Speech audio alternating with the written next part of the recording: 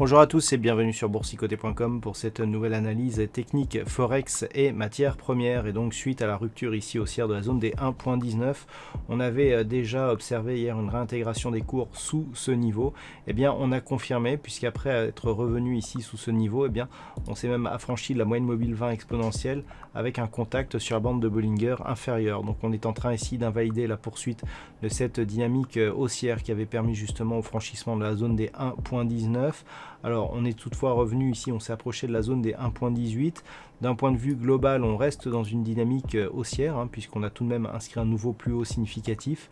Tant que les cours restent ici au-dessus de la zone des 1.17, on peut revenir ici dans cette zone de range, donc neutralisation, mais d'une tendance qui, dans son orientation de fond, reste orientée à la hausse. Attention, une rupture des 1.19 ne suffirait plus désormais. Il faudrait repasser au-delà de ce point haut significatif ici des 1.1965 pour relancer ici la dynamique haussière.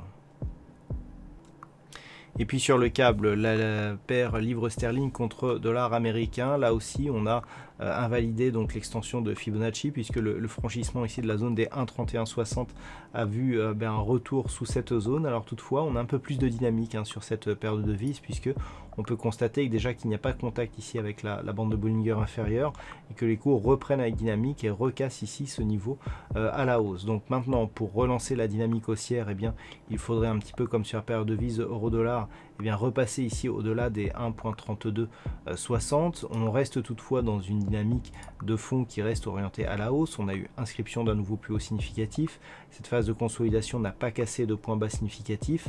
Donc même si on n'a pas validé ici cette résistance comme support, en cas de rupture ici de cette zone des 1.3260, on relancerait la dynamique haussière en direction du prochain objectif qui se situe à 1.3315.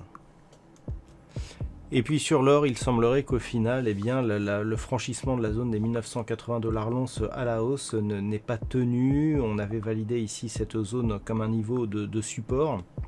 Et puis au final, on est revenu ici sous ce niveau, recassure ici, augmentation de la volatilité et contact ici sur la bande de Bollinger inférieure qui a donné lieu ici à une phase de stabilisation. Donc on s'inscrit désormais dans une dynamique baissière d'un point de vue très court terme, avec un objectif qui pourrait revenir sur la zone des 1885 $ l'once. Comme il avait été évoqué hier, en cas de rupture ici de ce niveau et si les cours de l'or venaient à inscrire un nouveau point bas significatif inférieur ici à cette zone proche des 1860 $ l'once, on aurait ici succession de points hauts et de points bas qui seraient baissiers, et donc on validerait une réorientation de la dynamique court terme à la baisse avec comme objectif, en cas de rupture ici des 1885 $ l'once, un possible retour ici sur la zone des 1790 $ l'once. Et puis on termine avec le WTI. Hier je vous indiquais ici que le franchissement ici de la zone des 42,50 $ le baril était en cours. On avait validé ici cette zone comme nouveau niveau de support, et puis aujourd'hui on a eu un enfoncement de celle-ci. Alors on est déjà revenu au-delà des 42,50, mais ce que l'on peut remarquer, c'est qu'il y a un net affaiblissement quand même de cette dynamique. Alors lorsque l'on revient ici sur une vue daily et que l'on s'écarte un petit peu pour revenir donc sur les phases de cotation un peu plus anciennes, on peut voir ici que cette zone des 42,50 n'est plus tellement significative par rapport à la cotation actuelle. Par contre, ce que l'on peut remarquer ici, c'est que l'on a un niveau sur cette bougie ici, proche des 43,30 $ le baril. On peut remarquer que si on déplace ce niveau ici, la zone horizontale sur ce niveau, et que l'on revient ici sur la cotation actuelle, c'est vraiment ce niveau ici que l'on est en train de tester.